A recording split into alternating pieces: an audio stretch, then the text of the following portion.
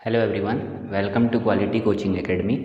और यहाँ पे हम लोगों ने लास्ट वीडियो के अंदर क्या पढ़ा था, science of a chemical reaction. और मैंने बोला था कि आपको जो नेक्स्ट वीडियो में मैं पढ़ाऊँगा वो क्या होने वाला है, फेजेज इन केमिकल रिएक्शन। तो आप देख सकते हैं यहाँ पे हम अब क्या पढ़ने वाले हैं, फेजेज इन केमिकल रिएक्शन की बात करने वाले हैं। अगर आप फेजेज इन केमिकल रिएक्शन की यहाँ पर बात करेंगे तो यहाँ देख सकते हैं आप, सबसे पहले हमारे पास टोटल कितने फेज होंगे केमिकल रिएक्शन के। टोटल जो हम यूज करेंगे अपने इस चैप्टर के अंदर वो 4 फेज होंगे। कितने फेज होंगे? 4 फेज। एक हमारा होगा सॉलिड, दूसरा हमारा होगा लिक्विड, तीसरा होगा हमारा गैस और चौथा हमारा होगा एक्वस। ठीक है, 4 फेज होंगे, याद हो गया आपको, सॉलिड, लिक्विड, गैस, एक्वस। अब क्वेश्चन ये है कि जब हम केमिकल रिएक्शन लेंगे तो कब हम सॉलिड को यूज करेंगे, कब हम लिक्विड को, कब गैस को और कब एक्वस को, इस वीडियो के अंदर हम लोग डिस्कस करने वाले हैं। तो सबसे पहली बात यहाँ पे हम लोग बात करने वाले हैं सॉलिड की। ठीक है, और हम यहाँ पे देखते हैं सॉलिड को।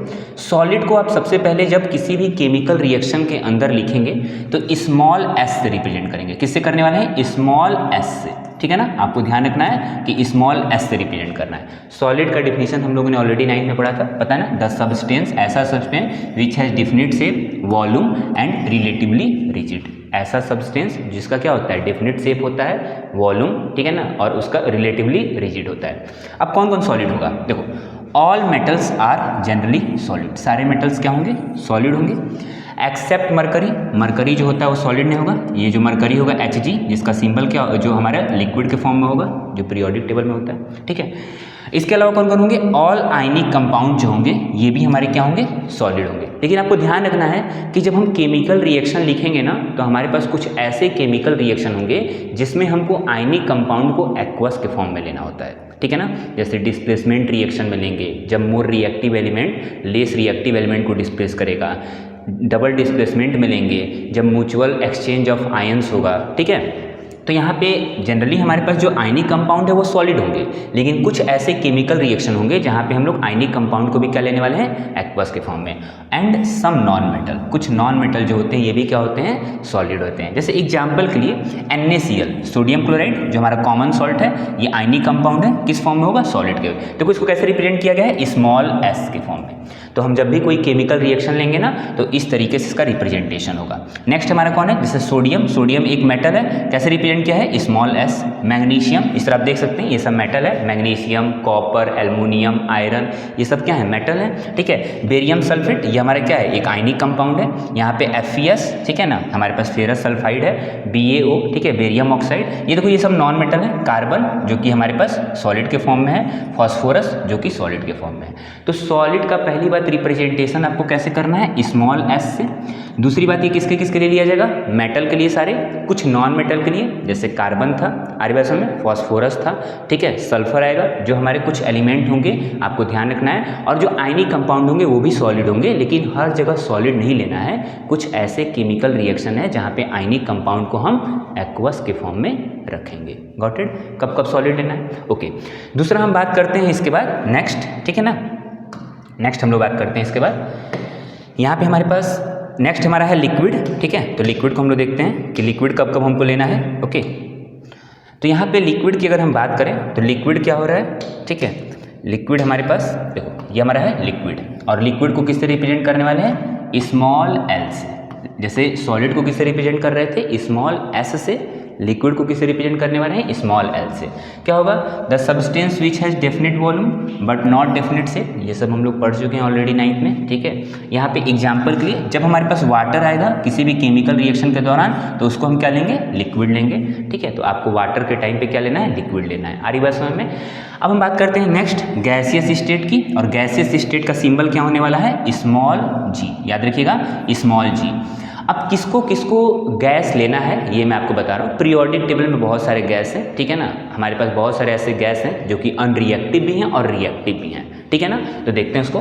The substance which has no definite shape and no definite volume, ये हमारा गैस हो जाएगा, ये हमको पता है। एग्जाम्पल क्या होगा हमारे पास? अगर एग्जाम्पल की बात करें तो जैसे H2, ये हमारा क्या है? गैस है। N2 हमारा क्या है? गैस है। O2 हमारा क्या है? गैस है। अगर आप ध्यान से देखेंगे ना तो ये सब क्या है? हमारे पास गैसेस है। अब देखिए जो गैसेस होंगे ना वो कौन कौन होंगे, मैं आपको यहाँ पे बता दे रहा हूँ। सबसे पहले जितने भी हम अपने केमिकल रिएक्शन के में लेंगे ना, उसमें डाई एटॉमिक मॉलिक्यूल की बात होती है, डाई एटॉमिक मॉलिक्यूल की।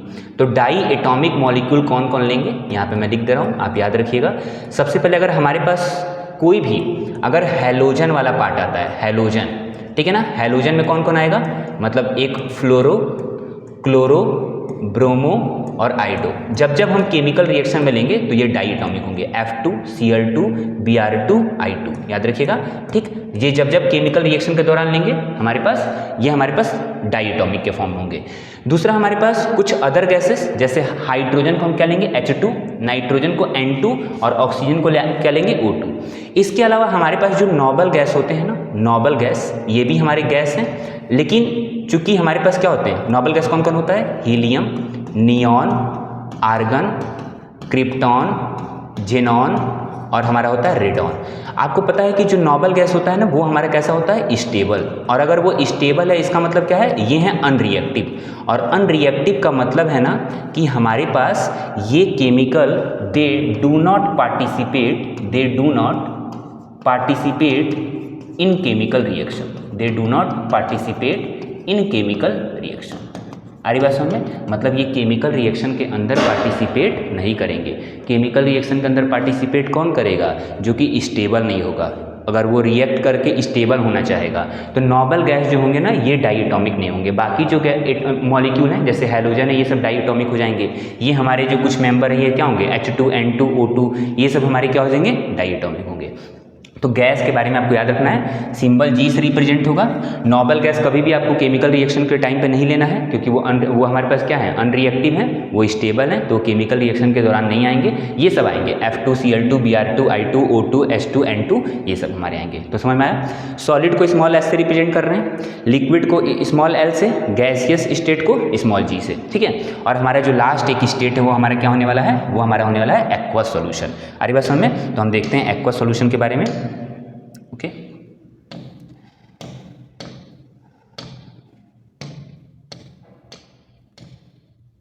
ठीक। तो यहाँ पे हम देखते हैं एक्वस सॉल्यूशन के बारे में।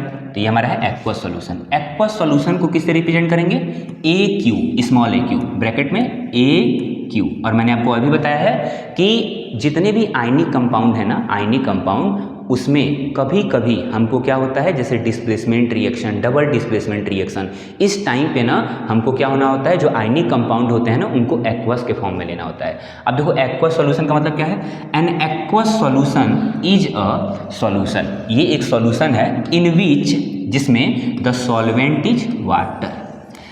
इसका मतलब क्या है कि भाई एक सॉल्यूशन है, सॉल्यूशन के दो कंपोनेंट हैं, एक है सॉल्यूट, एक है सॉल्वेंट। तो एक्वस सॉल्यूशन एक ऐसा सॉल्यूशन है ना जिसमें जो सॉल्वेंट है ना वो कौन होने वाला है, वाटर होने वाला है। और उसके अलावा जो बचेगा ना, जो सॉल्यूट है ना, वो हमारा कोई आयनिक कंपाउंड ही होगा।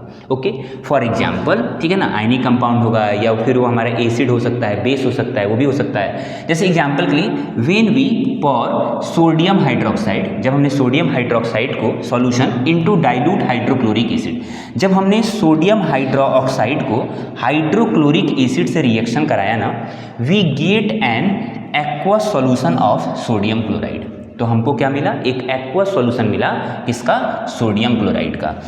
Liquid is use to indicate formation of liquid substances in a reaction, ठीक है ना। लिक्विड को यूज क्यों कर रहे हैं, क्योंकि वो लिक्विड सब्सटेंस बता रहा है।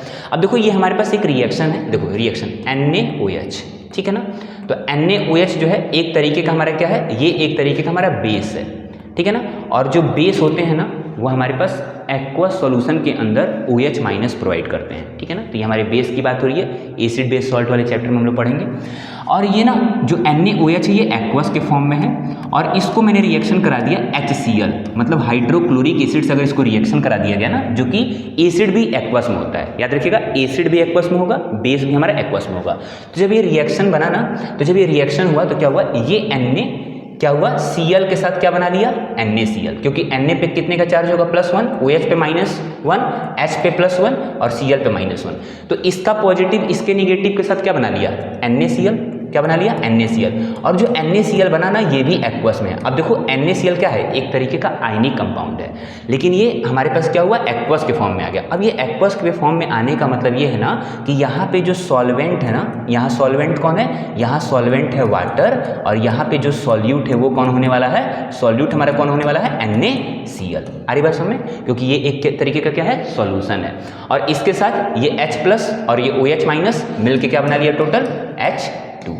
आ रही बात समझ में, तो ये एक्वस सॉल्यूशन है। सॉल्यूशन ठीक है ना, दिख रहा है ना, यहाँ वर्ड ही है सॉल्यूशन। सॉल्यूशन का मतलब ये एक सॉल्यूट एक सॉल्वेंट, और सॉल्वेंट यहाँ कौन होने वाला है, वाटर। अगर ये वाटर सॉल्वेंट होने वाला है तो उसके अलावा जो बच गया वो सॉल्यूट हो जाएगा, ठीक है ना। तो हमारे पास ये सॉल्यूट हो गया, और इस तरीके से हम ये बता सकते हैं कि हमारे पास एक्वस सॉल्यूशन जो है कैसे बनेगा। और एक्वस सॉल्यूशन को किससे रिप्रेजेंट करने वाले हैं, AQ से, ठीक है। तो आई होप आपको क्लियर हो गया होगा।